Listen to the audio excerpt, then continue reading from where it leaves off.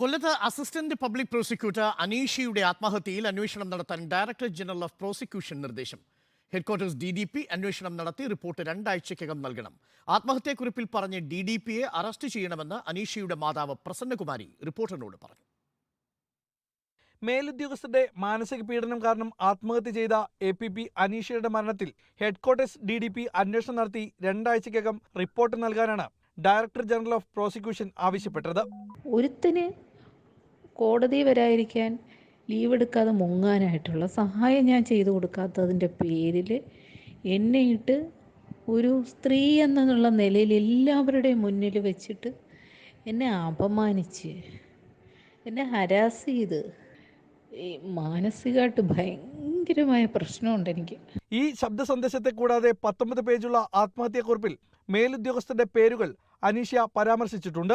19-ാം തീയതി കൊല്ലത്ത് പോയി വന്നതോടെ വീട്ടിൽ വന്ന് കരഞ്ഞെന്ന് അമ്മ പറയുന്നു. ജൂനിയർ അഭിഭാഷകരുടെ മുന്നിൽ വെച്ച് അപമാനിച്ചതാണ് കാരണം. മറ്റൊരു കോടതിയിലെ APPയുടെ ജോലിയും ഇവരെ കൊണ്ട് DDP ചെയ്യിപ്പിക്കുമായിരുന്നു. ഇതിന്റെ കോൺഫിഡൻഷ്യൽ റിപ്പോർട്ട് എല്ലാവരും കേൾക്കെ വായിച്ച് തന്നെ അപമാനിച്ചെന്നും അമ്മയോട് പറഞ്ഞു. ഒരുപാട് അങ്ങ് ആക്ഷേപിച്ചെന്നാണ് പറയുന്നത്. ഒരുപാട് അയാൾ ആക്ഷേപിച്ചു കളഞ്ഞെന്ന് പറഞ്ഞു എൻ്റെ കൂടെ. അതിനുശേഷമാണ് ഇത് ഇത്രയും സംഭവിച്ചത്.